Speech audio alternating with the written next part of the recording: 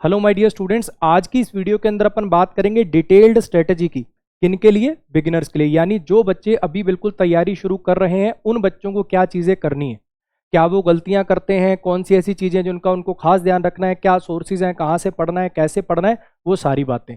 Video शुरू करने से पहले मैं एक बात बिल्कुल क्लियर कर दूं, पूरी देखना वीडियो। अगर देखनी है तो पूरी देखिए, ठीक है जी, क्योंकि एक एक पॉइंट को मैं बिल्कुल डिटेल में एक्सप्लेन करूंगा। ये वो गलतियां हैं, अच्छा ग्रामर यहां से करिए, वो कैब यहां से करिए, आरसी के लिए इन सोर्सेज को देखिए। एक एक चीज डिटेल में बात करूंगा, चाहे 2x स्पीड पर देख लेना, लेकिन अगर देखनी है तो फिर पूरी वीडियो देखना, वरना यहीं बंद कर सकते हो। ठीक है जी, आ जाइए।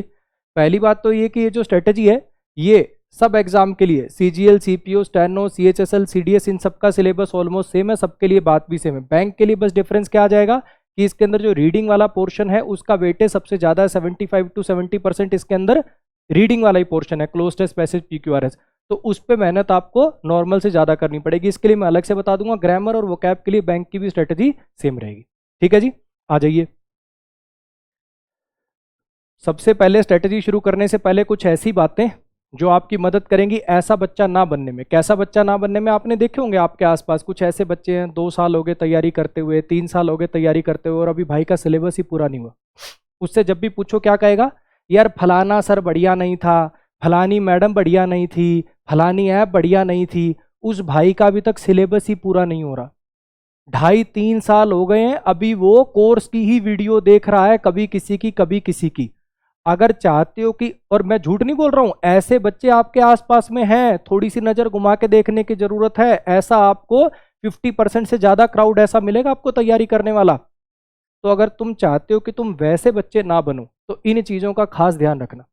सबसे पहली बात, अपने दिमाग में एक चीज बिल्कुल क्लियर कर लें आज ही, कि अगर आपको कोई भी इनमें से एग्जाम की तैयारी करनी है तो मिनिमम आपको 1 साल लगेगा ही लगेगा। इस बात को अपने दिमाग में बिल्कुल क्रिस्टल क्लियर कर लें। ठीक है जी, 1 साल आपको देना ही देना पड़ेगा। वो थंबनेल देखना, मात्र 2 महीने में बने इंस्पेक्टर, इस वीडियो को देख के चले जाओ, आ जाएंगे 200/200। कोचिंगों के बाहर पोस्टर देख लेते हो, मात्र 3 महीने की तैयारी में पाए प्रतिष्ठित सरकारी नौकरी। वो सब ड्रामे। मुझे लगता है कि ये बात शायद बताने वाली नहीं है, जिसके पास भी इतना आईक्यू होगा कि वो गवर्नमेंट जॉब के लायक है तो वो ये बात समझ रहा होगा कि भैया सिलेबस कंप्लीट करने में 8-10 महीने लग जाएंगे, फिर उसको अच्छे से तराशना भी है, प्रैक्टिस भी करनी है, अपनी कमियों पे काम भी करना है। 1 साल अगर तैयारी का आपके पास हो तो तैयारी करें, वरना तैयारी बिल्कुल स्टार्ट ही ना करें। बिल्कुल सिंपल सीधी बात, नो बकवास। ठीक है जी, अगली बात, ऑफलाइन कोचिंग के अंदर क्या होता है या क्या होता था मेनली, अब तो ऑफलाइन कम चलती है, पहले ऑफलाइन ज़्यादा चलती थी। उसमें क्या होता था कि रोज़ की 2 सब्जेक्ट की क्लास होती थी, कभी मैथ्स इंग्लिश की होगी, कभी मैथ्स रीजनिंग की होगी। रोज़ की आपकी 2 सब्जेक्ट की क्लास हो रही है, 3 घंटे क्लास होती है, बच्चा आता है, उसके नोट्स बनाता है, प्रैक्टिस करने का भी टाइम मिल जाता है उसको। अब क्या हो गया, ऑनलाइन हो गया। बच्चे सोचते हैं यार कौन लंबा कोर्स लेगा, जैसे अगर मैं अन अकेडमी की बात करूं, कौन लंबा कोर्स लेगा, कौन 1 साल की वैलिडिटी वाला कोर्स, 3 महीने का वैलिडिटी वाला ले लेते हैं, 2-3 हज़ार का आ जाएगा, सारा दिन रात वीडियो देखेंगे, कोर्स पूरा कर लेंगे, है ना। और अगर अगर मतलब वैलिडिटी 2 साल की भी पड़ी है, फिर भी सोचेंगे नहीं नहीं, अरे इतना टाइम थोड़ी है, सिलेबस कंप्लीट करने में थोड़ी इतना टाइम लगाऊंगा, 3 महीने में सारा सिलेबस कंप्लीट कर दूंगा। दिन रात वीडियो देखे जा रहा है, 10-10 20-20 घंटे वीडियो देखे जा रहा है, सुबह बैठता है शाम को उठता है, सारा नहीं नहीं आज तो सारा अलजबरा एक साथ ही देख लूंगा मैं। बच्चे अगर वीडियो देखने से सिलेक्शन होते तो तुम सारे इंस्पेक्टर लग जाते अब तक। तो इस बात को समझ लेना कि ये जो बच्चे ऑनलाइन में चारों सब्जेक्ट इकट्ठे चला के चलते हैं बच्चे, आपका जिंदगी में कभी सिलेबस पूरा नहीं होगा। क्यों? क्योंकि तुम शुरुआत करोगे कुछ, पहले दिन चारों वीडियो देख पा रहे हो, दूसरे दिन फिर नोट छूट जाएंगे 2 चीज़ों के। जब सारे चैप्टर खत्म, एक एक चैप्टर खत्म हो गया ना सबका, फिर तुम्हारी प्रैक्टिस छूटेगी, किसी के नोट छूटेंगे, किसी का लेक्चर छूटेगा, किसी का प्रैक्टिस छूटेगा। कोर्स कर भी रहे हो और हो भी नहीं रहा, दलिया बन जाएगा लास्ट में, ऐसे कुकर में सिट्टी बच जाएगी। तो ध्यान रखना, जो भी ऐसे बच्चे हैं जिनको अगर सही में तैयारी करनी है और 1 साल के अंदर अपना सिलेबस ढंग से पूरा करना है, 4 सब्जेक्ट इकट्ठे ना चलाएं, 2-2 का पेयर बना लें। इंग्लिश रीजनिंग का पेयर बना सकते हो, इंग्लिश मैथ का पेयर बना सकते हो, जो पेयर आपको सूटेबल हो, जिसका कोर्स मतलब कई बार क्या होता है, जैसे इंग्लिश का नया बैच थोड़ा लेट शुरू हो रहा है तो अभी मैथ्स रीजनिंग का पेयर बना लिया। अपनी सुविधा अनुसार कोई भी 2-2 सब्जेक्ट के जोड़े बना लें। ठीक है जी, लेकिन इसमें क्रूशियल बात है, 2 सब्जेक्ट जब पूरे हो जाएंगे और अगले 2 जब करने निकलोगे तो हफ्ते के अंदर 2 दिन ऐसे रखना ये पिछले 2 रिवाइज करने के लिए, वरना ये साफ हो जाएंगे 3-4 महीने के बाद। समझ में आया? 2-2 सब्जेक्ट करके चलाएं, ताकि एक सिंपल सी बात है बच्चे, जब तक आप इस क्रोनोलॉजी को फॉलो नहीं करोगे ना, वीडियो देखना, नोट्स बनाना, चैप्टर वाइज प्रैक्टिस करना, फिर प्रीवियस ईयर लगाना, ये जब तक चारों स्टेप पूरे नहीं होंगे तब तक आपको फीलिंग कभी आएगी नहीं कि मुझे कुछ आता है या मेरा सिलेबस पूरा हो चुका है। वो कॉन्फिडेंस डेवलप ही नहीं होगा कि तुम पेपर में अच्छा स्कोर कर पाओ। और उसके लिए ज़रूरी है कि आपके पास एम्पल टाइम हो। अगर दिन में 4 सब्जेक्ट चलाओगे, 1.5 घंटे एक सब्जेक्ट की क्लास है, 6 घंटे वीडियो देखते हो, 6-7 घंटे उनके नोट्स बनाने में लग जाते हैं, तो सेल्फ स्टडी कब करोगे? चैप्टर वाइज प्रैक्टिस कब करोगे? जो टीचर बोलेगा कि इस चैप्टर के 200 सवाल लगा लो, वो कैसे लगाओगे, कब लगाओगे बताओ? तो वो चीज़ संभव नहीं है। उस चीज़ से बाहर आ जाएं। अपने आप को तैयारी के लिए 1 साल आपको देना ही पड़ेगा।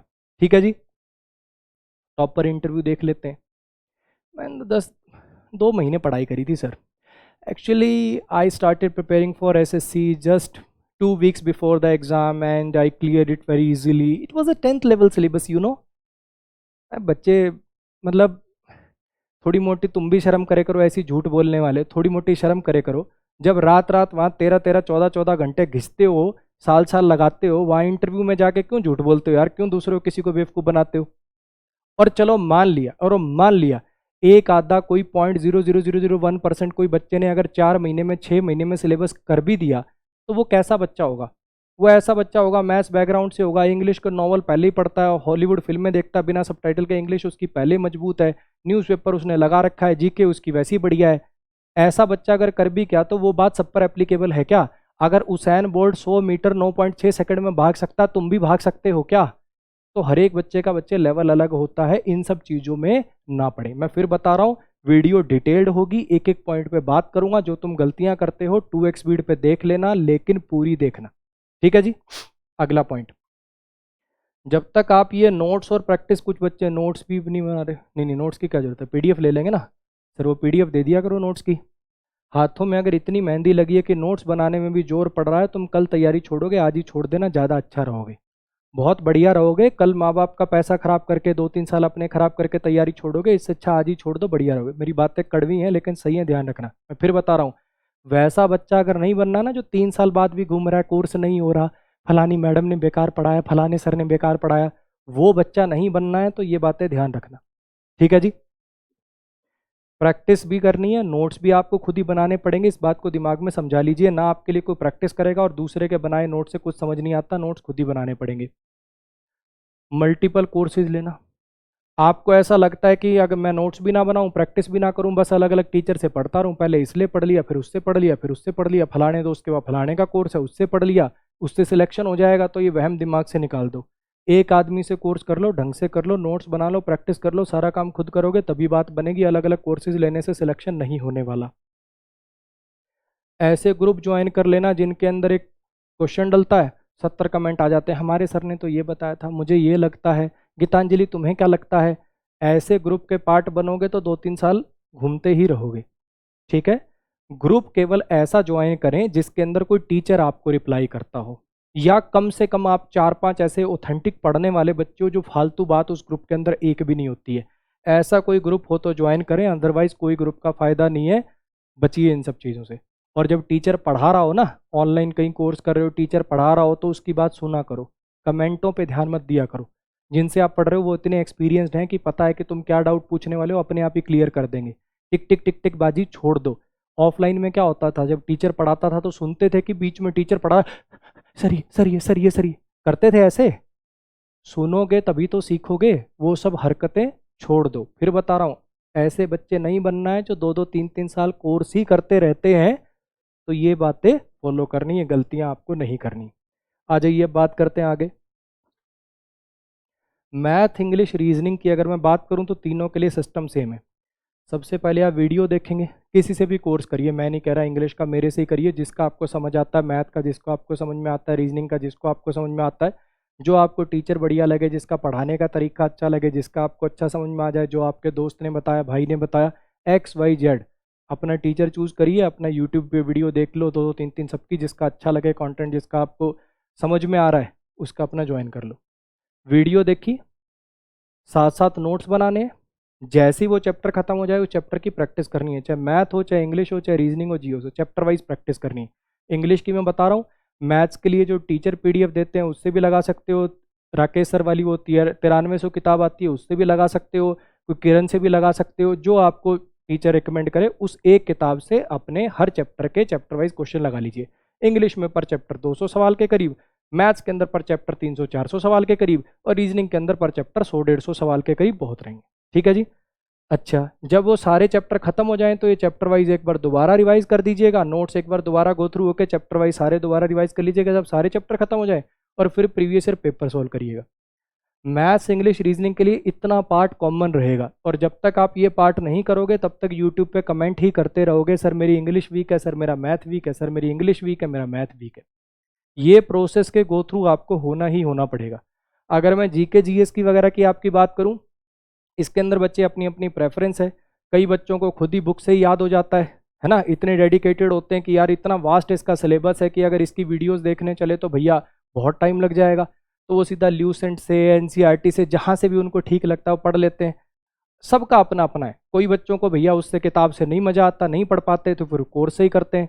तो बच्चे अगर आप वीडियो देखते हो इसकी तो कोशिश करिए कि जीके जीएस में ना कुछ ज़्यादा समझने वाला डीप कुछ होता नहीं है, तो 2x स्पीड पे देख लिया करो, रिकॉर्डेड देखो इसकी वीडियो लाइव की बजाय। ठीक है जी।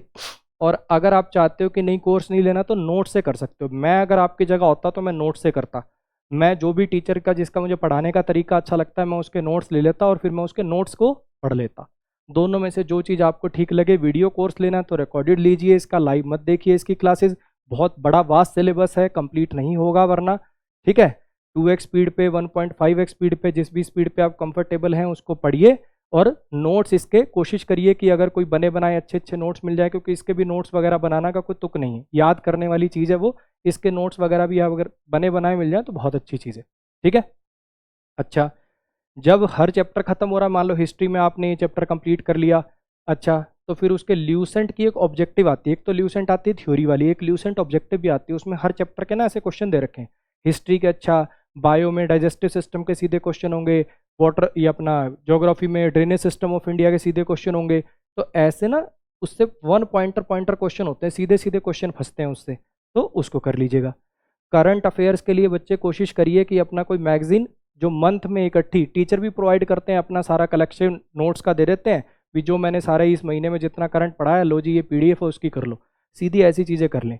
करंट की क्लास लाइव देखना, अब मैं ज़्यादा कुछ बोलूँगा नहीं, खुद समझदार हो, जिसके पास थोड़ा मोटा ये ऊपर वाले माले में कुछ है समझदार हो, अगर नौकरी डिजर्व करते हो तो इतना भेजा होगा कि इतना सिलेबस है उसको कंप्लीट कर पाने के लिए ये तो मत करो यार, इतना तो चलो छोड़ो मत बुलवाओ। अब इंग्लिश की बात कर लेते हैं, आ जाइए। ग्रामर, ग्रामर के लिए क्या करना है, फिर वही बात, स्टेप नंबर 1 वीडियो देखिए, किसी का भी कोर्स करिए, मेरे से करिए, जिससे आपको अच्छा लगे उससे करिए। मैं ये नहीं कह रहा सिर्फ मैं ही सबसे बढ़िया पढ़ाता हूँ, मैं ही सर्वे सर्वा हूँ, जिससे आपको समझ आए उसका कोर्स करिए। लेकिन हर चैप्टर के साथ साथ नोट्स अपने हाथ से बनाइए, जो टीचर बोल रहा है अच्छा यहाँ ये होगा यहाँ ये होगा, उसको अच्छे से साफ साफ अपने नोट्स बनाइए। ठीक है जी। जब वो चैप्टर खत्म हो जाए तो चैप्टर वाइज प्रैक्टिस करिए। चैप्टर वाइज प्रैक्टिस कहाँ से कर सकते हैं आप, प्लिंटू पैरामाउंट जिसका अब नाम केडी कैंपस वॉल्यूम 1 हो गया, वो किताब ले सकते हैं, मिरर ऑफ कॉमन एयर्स ले सकते हैं, यानी कुल मिला के हर चैप्टर के आपको 200 सवाल लगाने। अब वो 200 सवाल आप चाहें तो इन मल्टीपल सोर्सेज से भी लगा सकते हैं कि 50-60 केडी कैंपस वॉल्यूम 1 में दे रखे होंगे, प्लिंटू पैरामाउंट पहले इसका नाम होता था, अब केडी कैंपस वॉल्यूम 1 हो गया, नीतू मैडम की किताब है ये, इसमें 50-60 पर चैप्टर के दे रखे, 70 दे रखे हैं मान लो, 50 एक इसमें दे रखे हैं, कोई टीचर का कोई प्रैक्टिस बैच वगैरह हो 50-100 आपने उससे कर लिए, तो कुल मिला के हर चैप्टर के 200 सवाल लगाने। या फिर आप चाहें तो एक मेरी किताब आने वाली है एरर प्रो, ठीक है जी, बहुत टाइम से डिलेड है, जुलाई फर्स्ट वीक के अराउंड ये लॉन्च हो जाएगी। ठीक है, इस किताब से आप कर सकते हैं, अमेजोन पे बुक आपको मिलेगी, हर चैप्टर के 200 सवाल इसके अंदर डाले हैं, एरर भी और सेंटेंस इंप्रूवमेंट भी ठीक ठाक बढ़िया, जिसको बोलते हैं ना कि एसएससी लेवल भी कवर हो जाए और हल्का सा ऊपर भी चले जाए। ठीक है जी, ऐसे सवाल इसके अंदर डालें, और लास्ट के अंदर सारे मिसलिनियस प्रैक्टिस भी है, सीजीएल, सीपीओ, स्टैनो, सीएचएसएल 2016 से लेकर 2021 तक के सारे एरर और सेंटेंस इंप्रूवमेंट लास्ट में मिसलिनियस प्रैक्टिस के लिए दे रखे हैं। तो अगर आप यहाँ से करते हैं तो आपके इतने मल्टीपल सोर्सेज और बैचेस वगैरह की ज़रूरत नहीं, और एक्सप्लेनेशन भी डिटेल में लिखी हुई है, यहाँ इसका प्रयोग होगा क्योंकि यहाँ पे सब्जेक्ट की रिक्वायरमेंट है और सब्जेक्टिव केस ये होता है ना कि ये, इतना डिटेल्ड एक्सप्लेन कर रखा है हर क्वेश्चन को, तो आप इसको लगा सकते हैं। वीडियो देख ली, नोट्स बना लिए, उसके बाद चैप्टर वाइज प्रैक्टिस कर ली। जब सारे चैप्टर खत्म हो गए तो नोट्स अच्छे से फिर रिवाइज किए, फिर चैप्टर वाइज एक बार सारे दोबारा लगाए। जब ये काम हो गया उसके बाद प्रीवियस ईयर पेपर लगाए, 2016 से 21 तक के, नहीं तो कम से कम 18 से 21 तक के जितने CGL CPO स्टेनो CHSL के पेपर हैं, कम से कम 18 से 21 तक के सारे प्री सारे मेंस के सेट आपके लगे हुए होने चाहिए। SSC की तैयारी कर रहे हो तो CGL CPO स्टेनो के लगा लेना, बैंक की तैयारी कर रहे हो तो फिर बैंक के, क्लर्क के, PO के 2018 से अब तक के जितने सेट आए, जितने पेपर हुए सारे के सारे लगाने। CDS की तैयारी करे तो CDS वाले सारे लगा लो, CDS और SSC का सिलेबस सेम है तो वो इधर उधर भी आपस में लगा सकते हो। ठीक है जी। उसके बाद अपना कोई टेस्ट सीरीज वगैरह से मॉक लगा लोगे, 30-40 मॉक्स बहुत रहेंगे। इसके अलावा ग्रामर के अंदर एक कतरा भी करने की जरूरत नहीं है। 50 टीचर की 50 PDF 50 टीचर से कोर्स कर लेने से कुछ नहीं होने वाला। ये मोस्ट ऑथेंटिक मोस्ट रिलेवेंट काम है जो आपको करना है। ठीक है जी, इतना काम कर दीजिए, ग्रामर के अंदर आपको समस्या नहीं आएगी। मैं आपको एफिडेविट पे साइन करके दे सकता हूँ। और बताओ बच्चे एक बार, कई बार, अभी देखो जब सारी स्ट्रेटेजी हो जाएगी ना तब बताऊंगा। अभी मैंने ना सारी स्ट्रेटेजी लिख रखी है, वोकैब कैसे करनी है, RC कैसे करना है। बच्चे कहते हैं सर आप सबको सेम पढ़ाते हो, मैंने कहा हाँ। सर आप सोर्स भी सबको सेम बताते हो, मैंने कहा हाँ। सर सब कोई उन सोर्स को खरीद सकता है, मैंने कहा जी हाँ। तो सर फिर जब पढ़ सब सेम रहे हैं, प्रैक्टिस सब एक जगह से कर रहे हैं, तो फिर हमारा ही सिलेक्शन क्यों होगा? अरे भैया इतना करने वाले ही प्रभु 5% भी नहीं है। सब लोग स्ट्रेटेजी की वीडियो देखते हैं, करना कोई कुछ नहीं चाहता। स्ट्रेटेजी की वीडियो देखे जा रहे हैं, रोज रोज दिन में 3-3 स्ट्रेटेजी की वीडियो देखता है, टॉपर इंटरव्यू देखता है, करता थोड़ी है कोई।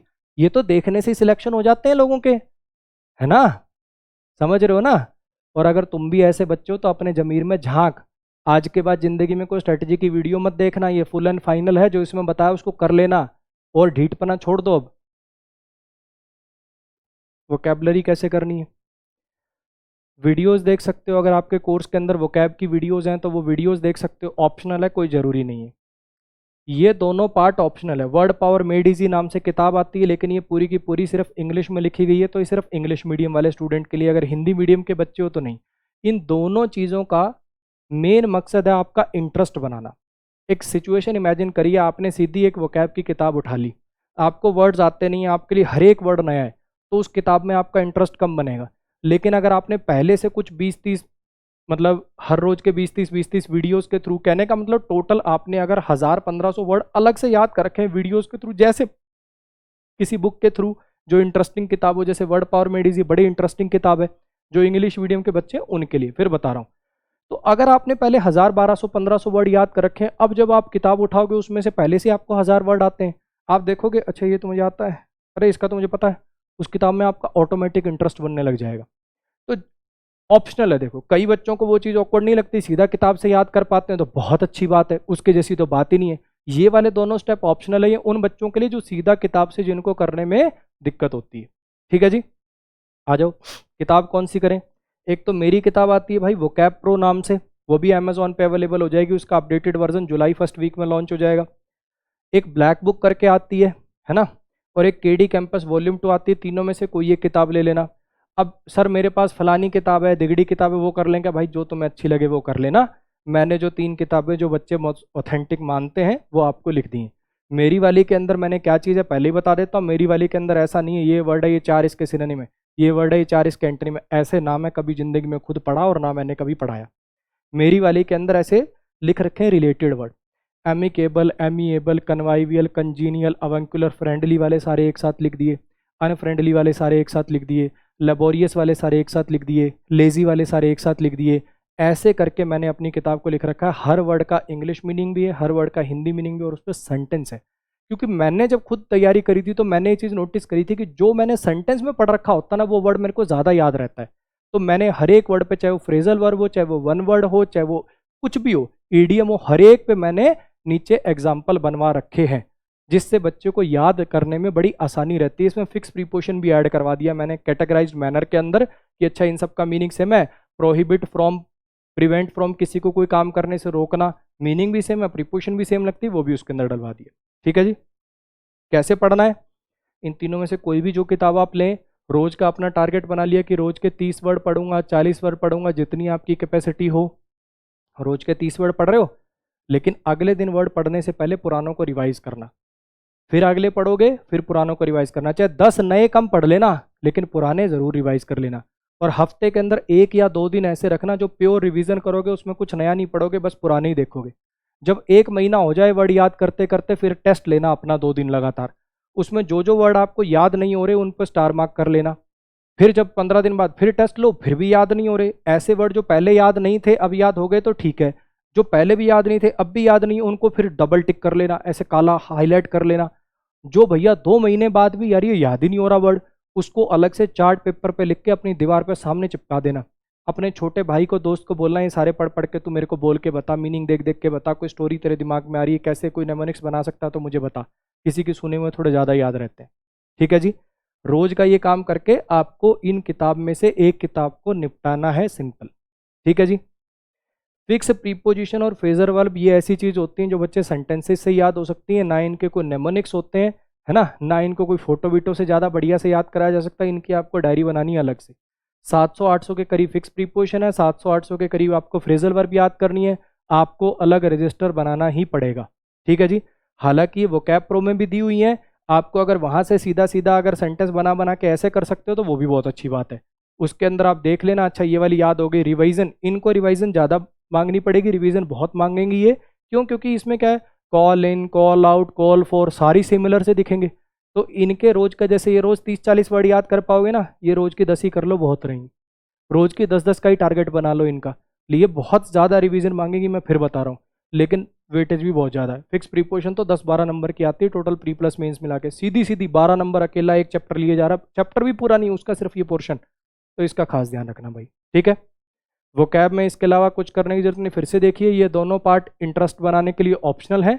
उसके बाद इनमें से एक किताब कंप्लीट करनी है, कैसे पढ़ना है वो आपको बता दिया। ये वाले पोर्शन पे रिवीजन ज़्यादा लगेगी, ये अलग से एफर्ट मांगेंगे, ध्यान रखिएगा। अब बात करते हैं रीडिंग कॉम्प्रीहेंशन की। पैसेज PQRS क्लोज टेस्ट नहीं होते, क्या करूं? किसी भी टीचर से पढ़ोगे सब आपको बताएंगे कि क्लोज टेस्ट के अंदर अच्छा ऐसे देख लेना, क्लोज ऑप्शन आ जाएं तो उसके अंदर अच्छा गट फीलिंग से जो ठीक लग रहा है, 2 ऑप्शन भी ठीक लग रहे हैं तो उसके अंदर से गट फीलिंग वाला मार्क करिए। ग्रामर के बेस पे एलिमिनेट करिए, वोकैब के बेस पे एलिमिनेट करिए। PQRS में अच्छा देखो, इधर आ रहा तो इधर और आएगा। सेंटेंस जो है वो नाउन या प्रोनाउन से स्टार्ट होने की प्रोबेबिलिटी ज़्यादा होती है। एंड आ रहा है तो इधर एडजेक्टिव है तो इधर भी ये सारी बातें सब पढ़ाते हैं, मैं भी पढ़ाता हूँ, सब पढ़ाते हैं। लेकिन ये सारी बातें उसी बच्चे के काम की हैं जिसको कम से कम सेंटेंस पढ़ के मीनिंग तो समझना आता हो। इतना इतना दिमाग तो होगा बच्चे की पैसेज के बेस पे आंसर सॉल्व करने हैं। ये पैसेज होगा, उसके बेस पे क्वेश्चन पूछ रखे हैं। अगर तुझे पैसेज पढ़ के मीनिंग ही नहीं पता लग रहा तो तू कैसे दे देगा जवाब? फिर देखेंगे वो वाली वीडियो। इस वीडियो के बाद क्लोज टेस्ट हो जाएगा आपका गुलाम। मात्र 3 सेकंड में करें कोई भी पैसेज हल। ऐसे बालक हो, बुद्धिहीन हो तो आपसे हाथ जोड़ के विनती, इस चैनल को ब्लॉक कर दें बिल्कुल। ऐसे वाले बालक हो तो मैं हाथ जोड़ के विनती कर रहा हूँ, इस चैनल को बिल्कुल ब्लॉक कर देना। जिंदगी में दोबारा ना तुम मेरी शक्ल देखना और मैं देखना ही नहीं चाह रहा। ठीक है जी। अगर ऐसे वाले बच्चे हो तो आपकी कोई भगवान मदद नहीं कर सकता, फिर बता रहा हूँ। अगर थोड़ा मोटा भी IQ है तो अपना रीडिंग चालू कर दें, सेंटेंस पढ़ के मीनिंग निकालना तो आना चाहिए। ट्रांसलेशन की क्लास कौन लगाएगा तुम्हारी? 2nd-3rd क्लास की थोड़ी। सीता जा रही है, सीता इज गोइंग, ये थोड़ी पढ़ाएगा कोई। अब जो पीछे जो हो गया कोई बात नहीं, अब मेहनत कर लो, आ जाइए। तो सर क्या रीडिंग करें? जो तेरा पसंद, जो तेरा मन करे। नोवेल पढ़ना नोवेल पढ़, न्यूज़पेपर पढ़ना न्यूज़पेपर पढ़, स्टोरी बुक्स पढ़नी है स्टोरी बुक्स पढ़। एक ये ब्रिल्स एक्सप्रेस करके न्यूज़पेपर आता है, इसमें एक साइड पे इंग्लिश दी होती है, एक साइड पे हिंदी दी होती है। इंग्लिश वाला पढ़ लिया अपना, पहले पूरी कोशिश करी समझने की, फिर हिंदी वाला पढ़ लिया, देख लिया कि मैंने क्या समझा और इसका मीनिंग क्या था, ये भी देख सकते हो, जो आपको पसंद हो। कई बच्चों को ब्रिल्स एक्सप्रेस बहुत ज़्यादा इजी लगता है तो वो इसको प्रेफर नहीं करते, स्टोरी बुक्स ला सकते हो। अब ये भी मैं लिखवाऊंगा नहीं कौन कौन सी स्टोरी बुक्स हैं। अपने पास की स्टेशनरी की दुकान पे जाना, उसको कहना कि 5th-6th के बच्चों की स्टोरी बुक्स दे दो, जो स्कूलों में लगती हैं, वो स्टोरी वाली किताबें दे दो, वो ले आना अपनी, वो पढ़ सकते हो। न्यूज़पेपर में बॉलीवुड पढ़ो, स्पोर्ट्स पढ़ो, है ना। रणबीर आलिया का क्या चल रहा है, वो जैसे बनाया होता ना, Salman will remain unmarried for life, ऐसे करके, वो इंटरेस्टिंग सी। बस इंग्लिश में पढ़ना, हिंदी में मत पढ़ने लग जाना कहीं ग्रह शोभा मधुरिमा पढ़ने लग जाओ। न्यूज़पेपर पढ़ लो, इंग्लिश में पढ़ लो। बॉलीवुड पढ़ना बॉलीवुड पढ़, स्पोर्ट्स पढ़ना स्पोर्ट्स पढ़। सर द हिंदू का एडिटोरियल कैसा रहेगा? पढ़ के देख, 2 दिन पता लग जाएगा तुझे कैसा रहेगा। उसके अंदर मेन बच्चे GS का कंटेंट है वो, उसमें पूरे टॉपिक की समझ होनी चाहिए, तब जाके वो एडिटोरियल समझ आएगा। 3 दिन पढ़ेगा, चौथे दिन कह देगा नहीं हो रहा, तो उससे अच्छा है जिसमें इंटरेस्ट बने वो पढ़। कॉन्टिन्यूटी इज द की, लगातार करना ही मेन बात है, बजाय कि 3 दिन पढ़ा ऐसा कंटेंट पढ़ लिया जो समझ ही नहीं आया। एक तो टॉपिक इतना जटिल, इकोनॉमी, पूरे सारे इकोनॉमिक्स के टर्म्स दिए हुए हैं, टॉपिक का पता नहीं तुझे, ऊपर से लैंग्वेज इतनी ज़्यादा टफ। तो बच्चे, इतना एसएससी का लेवल नहीं है कि उतने जटिल पढ़े जाएं। हम बैंक के लिए ज़रूर उस लेवल तक आपको पहुंचना पड़ेगा, लेकिन वो भी एक दिन में अचीव नहीं होगा। पहले सिंपल पढ़िए, फिर उससे टफ पढ़िए, फिर उससे टफ पढ़िए, ऐसे जाके एडिटोरियल तक जाओगे। ठीक है जी। तो कहने का मतलब ये है कि लगातार पढ़ने से मतलब है, ये नहीं है कि इसी को द हिंदू के एडिटोरियल से सिलेक्शन होगा। तो ये बेवकूफ़ी वाली बात है, बिल्कुल प्योर सरासर कंप्लीट बेवकूफ़ी है। जो आपको पसंद हो वो पढ़िए, जो आपको पसंद हो वो पढ़िए, जिसमें आपका इंटरेस्ट बन जाए। कभी को स्पोर्ट्स पढ़ना पसंद होता है, कभी को बॉलीवुड पढ़ना पसंद होता है, जो आपको पढ़ना पसंद है उसको पढ़िए। ठीक है जी। साथ में अपनी वोकैब की डायरी बनाइए, जो भी आपको इसके अंदर नए वर्ड मिलेंगे, मुश्किल वर्ड मिलेंगे, जो फ्रेजेस मिलेंगे, उनको आप अपनी वोकैब की डायरी में नोट करते चलेंगे। कई बार कुछ फ्रेज आ जाते हैं, जैसे he is good for nothing. अब ये गुड फॉर नथिंग थोड़ी मिलेगा आपको डिक्शनरी में, इसको गूगल करना पड़ेगा। तो ऐसे जितने नए वर्ड, जितने फ्रेजेस मिले, उनको अपना वोकैब की डायरी में नोट करते चलिए। रोज कितनी देर पढ़ें? 1 घंटे के करीब एसएससी के लिए, 45 मिनट भी चलेगा, 45 minutes to 1 hour SSC CDS के लिए, और कम से कम इसमें 3 घंटे भी जा सकते हो। बैंक वाले जो बच्चे हैं, आपको रीडिंग पर मेन फोकस करना है इंग्लिश के लिए। 2, ढाई, 3 घंटे, जितने घंटे आप पढ़ सकते हो, आपका मेन पोर्शन रीडिंग ही है। कम से कम 75 to 80% आपका पैसेज पीक्यूआरएस क्लोज टेस्ट ही आ रहा है, तो आपको इस चीज़ पर मेन ध्यान देना पड़ेगा। आपको अपना लेवल वो बनाना पड़ेगा कि द हिंदू का एडिटोरियल भी आपको समझ आए। ठीक है जी।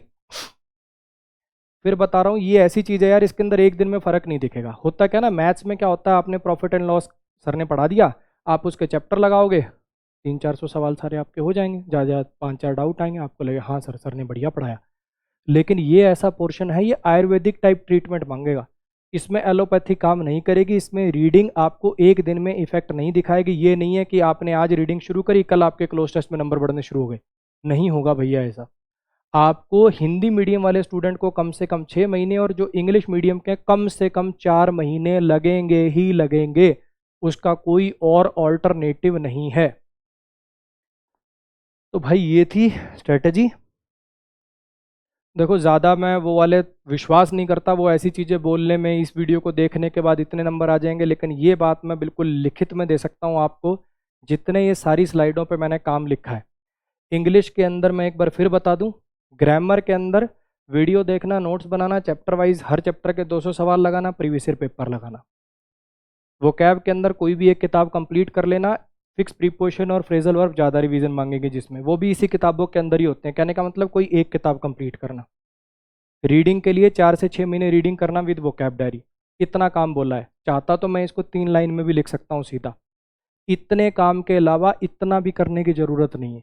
कोई 50 टीचर से कोर्स करने की ज़रूरत नहीं है, कोई 50 पीडीएफ इकट्ठी करने की ज़रूरत नहीं है। इतना काम कर दो, मैं लिखित में दे सकता हूँ आपको, प्री के अंदर 45 प्लस और मेंस में 180 प्लस आ जाएंगे।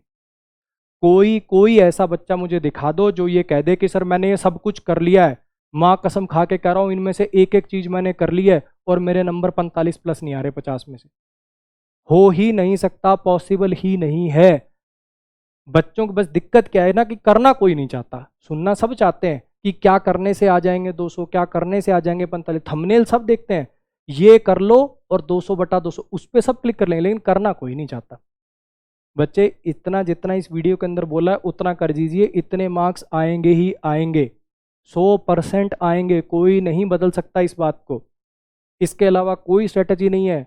बच्चों को ये बातें मैं क्लास में ही बताता हूँ, फिर पता क्या करेंगे, उनको मैं जैसे डाउट के लिए जो पेड कोर्स वाले बच्चे हैं उनको व्हाट्सएप नंबर दे देता हूँ, सर वो मैं बड़ा डेडिकेटेड स्टूडेंट हूँ सर, मैं इस साल रैंक लाना चाहता हूँ सर, प्लीज़ मुझे स्ट्रेटजी बता दीजिए, प्लीज़ मुझे गाइड करिए कैसे। मैं क्या क्लास में किया तो था, कि हाँ तो वो तो सर आपने किया था, लेकिन सर मैं बहुत ज़्यादा सीरियस हो। अरे देवता, यही है, जो कुछ भी है यही है। चाहे तू मेरे से व्हाट्सएप पे पूछ ले, चाहे तू कॉल करके पूछ ले, चाहे मेरे घर आ जा, स्ट्रेटजी यही है, यही करना है, कुछ भी अलग नहीं है, इतना ही करना है। करो तो, वो केजरीवाल वाली बात है ना, बे करना, वीडियो ही देखता रहेगा कि कुछ करेगा भी? हम तो कब से इंतजार कर रहे, तू करना, करता ही तो नहीं, यही तो दिक्कत है। आज के बाद कोई और स्ट्रेटेजी की वीडियो मत देखिएगा। बहुत हो गया, बहुत हो गया। माँ बाप को बेवकूफ़ बनाना बहुत हो गया, अपने आप को बेवकूफ़ बनाना। अब ये ढीठपना छोड़ दो। रोज वीडियो देखते हो, रोज टॉपर के इंटरव्यू देखते हो, ये फुल फ्लेज स्ट्रेटेजी है। इसके अलावा इंग्लिश में कतरा भी उठाने की जरूरत नहीं है। कोई फॉरेन ऑथर की किताबों की जरूरत नहीं, किसी चीज़ की जरूरत नहीं। अगर तुम्हें लगाओ वाकई में भाई ये ऑथेंटिक सलाह थी, रियल सलाह थी, कोई फेक शायरी नहीं थी, कोई ये वीडियो को देखने के बाद हो जाएगा वो वाली टाइप के ड्रामे नहीं थे, तो मेरे को ज़रूर कमेंट करके, लाइक करके ज़रूर बताइएगा। अपने दोस्तों के साथ इस वीडियो को शेयर करिएगा। और अगर जो शुरुआत में मैंने गलतियां लिखी तुम भी वही वाले बच्चे थे, तो कोई शर्माने की ज़रूरत नहीं, कमेंट करके बताना कि हाँ सर। उसके नीचे कमेंट में लिखना कि सर मैंने ये गलतियां करी और वादा करता हूँ आगे दोबारा नहीं करूँगा, अब सिलेक्शन लेने के बाद ही मैसेज करूँगा अगला। कमेंट करके बताना मुझे नीचे। जो अगर ऐसे बच्चे जिन्होंने वो गलतियां करी हैं जो मैंने सबसे पहली स्लाइड पे सेकंड स्लाइड पे आपको लिख के दिखाई थी, नीचे प्रॉमिस करिए मेरे को कि आगे से और स्ट्रेटजी की वीडियो नहीं देखेंगे। सर अब जब ये काम पूरा हो जाएगा ना सर, जिस दिन मेरी वोकैब प्रो पूरी हो जाएगी सर, जिस दिन मेरा ये वाला ग्रामर वाला काम पूरा हो जाएगा, उस दिन आपको इसके नीचे कमेंट करके दोबारा बताऊंगा। ये प्रॉमिस करिए अपने आप से, और उस कमेंट की डेट याद कर लेना। फिर वापस आके यहाँ पे मेरे को बताना सर मैंने बोला था और लो मैंने कर दिया। इतना कर दीजिए, ये मार्क्स गारंटेड है। ठीक है, आप सबको मेरी तरफ से ऑल द बेस्ट आपकी प्रिपरेशंस के लिए। अगर आपको चैनल अच्छा लग रहा है, कंटेंट इसमें दमदार आपको लग रहा है, तो अपने दोस्तों के साथ प्लीज़ शेयर कर दीजिएगा, है ना। वीडियो को लाइक कमेंट ये सब करने से क्या होता है, वीडियो एल्गोरिदम, यूट्यूब का जो एल्गोरिदम है वो समझता है कि लोग इसको पसंद कर रहे हैं, तो वो सजेशन में दिखाता है। ठीक है, तो अगर आपको वर्थ इट लगे तो इसको प्लीज़ शेयर लाइक कमेंट वगैरह कर सकते हैं। ठीक है जी, ऑल द बेस्ट।